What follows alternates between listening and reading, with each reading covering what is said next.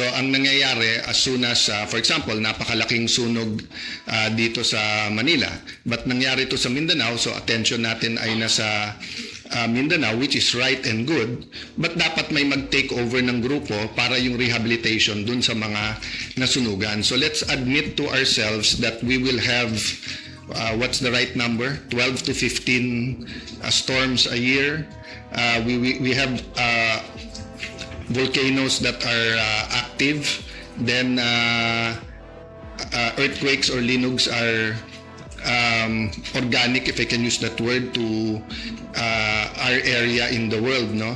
So we really have to do better in not only the response and relief, but in the rehabilitation. I'd like to let you know where we are today. So all sides were saying na sana hindi maipit yung Senado. So early this morning or late last night, I sent a letter to our legitimate Secretary of the Senate. Legitimate because if you follow the rules, hindi siya pwedeng tanggalin kung walang 13 at hindi pwedeng palitan kung wala rin 13. So I'll make that clear, ha? Senate President Pro Temp, Senate President, Secretary of the Senate, o SAA, kailangan niyan 13 ang botong ilagay, 13 ang boto pag tinanggal. Hindi nila sinunod yan. So meaning, hindi legitimate si Attorney Bantug, no? So having said that, ayaw namin maipit yung mga empleyado. So I sent him a letter to talk with Attorney Bantug, and nag-offer kami kung gusto ni Senator Win, pareho na lang kami pipirma kahit walang designation. So I think the letter was delivered mga 8 a.m., a little bit past 8. Ang sagot nila nung 12 o'clock is that hindi na siya secretary at mag-turnover na lang. So I really want to avoid, sa dami ng problema ng ating bansa, that we have to write land bank, maipit yung sweldo ng mga empleyado and everything. And I'll never bend the law, nor will I bend the Constitution, but I will bend backward for our employees para hindi sila maipit sa gulo, for as long as it doesn't bend the law. Diba? So kung internal rules or regulation that is not attached to law or it is not morally wrong, that's why I thought of my staff thought of the idea na pag pareho nakapirma, para eventually pag nagkaroon ng decision, walang legal infirmity. And it will also prevent yung mag-filean yung dalawang kampo ng usurpation. Diba? Kasi of course, as far as I'm concerned, nag-usurp ng authority si Senator Win because he's not really the acting president, pababa. Pero maraming ang problema ang ating bansa, why don't we focus on that? So, apparently, because ayaw nila pumayag, dalawa Senado natin ngayon. You have the Senate of the Philippines and you have the Senate of Malacanang. No? So, yung Senate of Malacanang had a hearing kanina, and you have two Blue Ribbons Committee. Yung isa ay Committee de Absuelto, na ang kanyang main work is paano i-absuelto yung mga high officials ng ating bansa, at yung isa naman na seeking the truth. So am I saying lahat ng sabihin ng 18 ex-Marines ay completely true? No. What I'm saying is nga, give them a chance. I heard they have other evidence, including videos.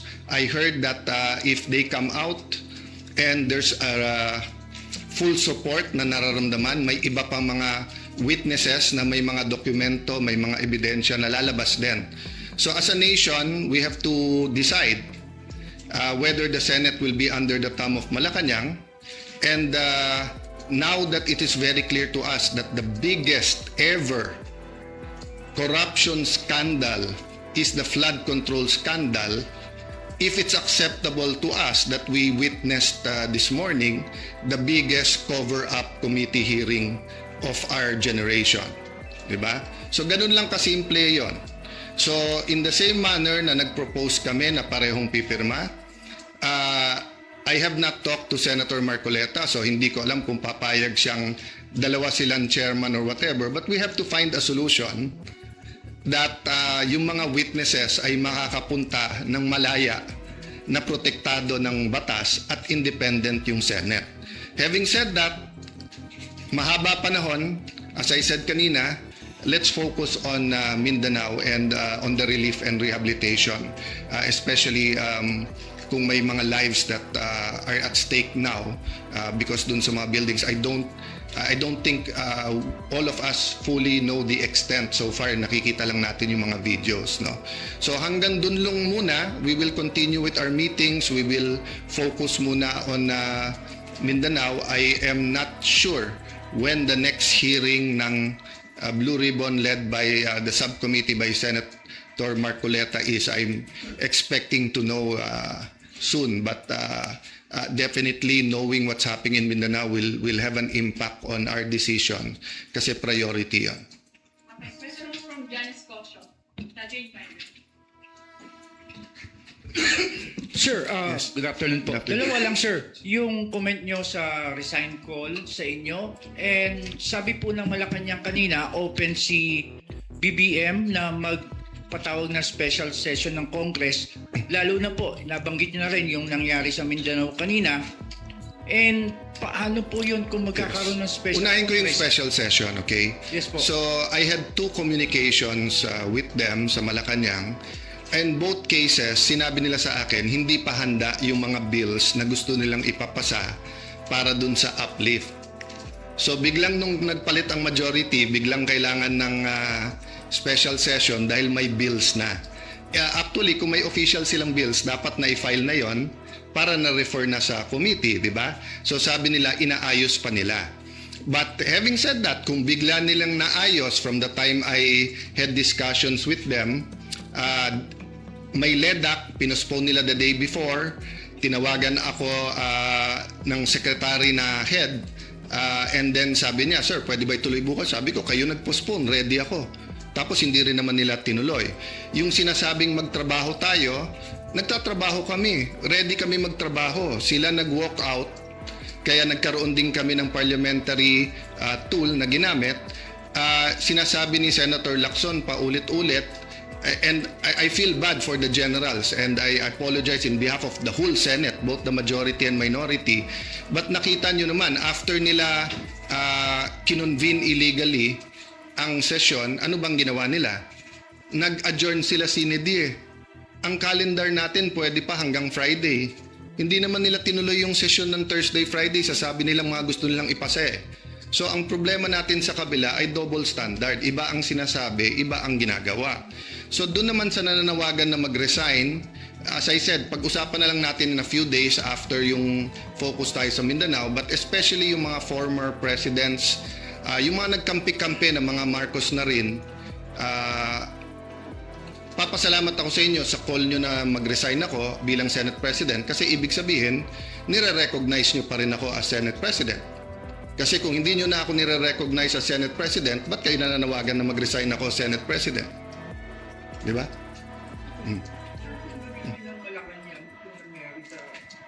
No, any special session that will redound to the good of the Filipino people is welcome. The special session is in the Constitution. Yung ginawa namin nung bago matapos yung bago mag-sinedie is precisely because aagawin nila yung committees at kailangan matuloy yung hearing tungkol sa Blue Ribbon. Having said that, Mindanao is now. Diba? They need the attention now. So if there's needed legislation, good. We will meet right away. If not, then tulong-tulong tayo. But aside from that, let's remember that the committees can continue to work. Nung pinauwi ni Senator Win, nung Thursday, yung mga empleyado, may Senate hearing pa si Senator Pia. So hindi totoo na hindi nagtatrabaho. Wala tayong dapat conflict kung may kailangan yung ating bansa. Whether it's legislation, whether it's a meeting na LEDAC, dapat tanggalin ang politika pagdating na ng I say politika, but it's an issue of graft and corruption. But what I meant is that it's a political issue vis-a-vis a more urgent. They're both important, but what's more urgent? You can postpone a hearing. You cannot postpone a rescue mission. You cannot postpone yung paghahatid ng mga relief, di ba? And then, yun nga, hindi natin nararamdaman pa ng husto, pero the economic crisis is here. And every month until the end of the year, it'll get much worse before it gets better. Because nga tuloy-tuloy ang problema sa Middle East, di ba? So maraming tinatamaan diyan, supply chain, presyo ng dollar sa peso, presyo ng diesel at ng gasolina, kakulangan ng fertilizer, taas ng presyo ng fertilizer, desisyon ng Vietnam at saka ng desisyon muna ng India kung bibigyan tayo ng magbebenta ng fertilizer, desisyon ng India at saka ng Vietnam kung magbebenta ng bigas o hindi, desisyon ng Indonesia whether mag-export sila ng coal o hindi. All of these are kumbaga sa relo are moving parts na walang makakahula o makakapredict. So in that sense, kailangang magtulong-tulong talaga yung ating bansa. Kaya naman nandun pa rin on the plate yung graft and corruption kasi kahit anong plano natin sa economic crisis, kung ninanakaw pa rin yung pera, then mahirapan pa rin tayo lahat. No? Sir, If sino po ang tatayong presiding officer sa impeachment trial? At may update po ba kayo sa... as soon as they have 13, walang problema sila na. Okay, so I have to assert because may pinaglalaban tayo. Pinaglalaban ko hindi yung si Alan Cayetano ang Senate President. Ang pinaglalaban natin, ang Senado hindi pwedeng rubber stamp ng Malacanang.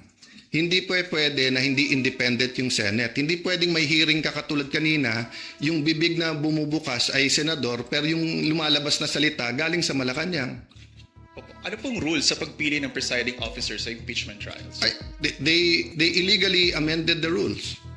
They illegally had a session, di ba? So in due time, there'll have to be something that will decide, di ba? But in the same manner na ina-assert ni Senator Win na he's the acting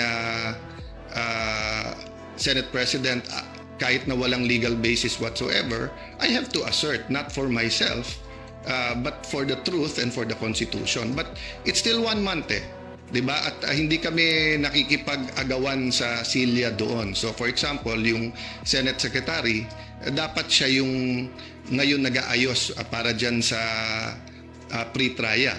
But nagte-take over sila Attorney Bantog. So we're doing it very patiently because nga we don't want the whole Senate to be affected. No? Paano po yun? Kanina si House Secretary General Sheloy Garafil, nagpasa siya ng manifestation ng House Prosecution Team kay Secretary Yes. Bantog pero hindi niyo po siya kinikilalang SecGen. Yes. Pero ang House Prosecution Team, si SecGen Bantog daw yung kinikilala. That's going to be a problem for at least a few days, maybe a few weeks because we don't expect naman the Supreme Court to rule right away. But what's the best proof that Malacanang's hand is in this? First, yung pananakot nila sa mga miyembro namin na lumipat, yung offer na wala ng kaso pag lumipat. Second, as soon as nila ginawa, naglabas sila na ang House at ang Malacanang ay dun pumapabor. Di ba? Pwede naman mag-neutral ang Malacanang Pwede naman sabihin ng Malacanang, settle it among yourself. Ganon din sa House prosecution. Hindi naman nila gusto ng fair na impeachment. Gusto nila yung may pinipili na silang grupo. That's why sabi ko sa inyo,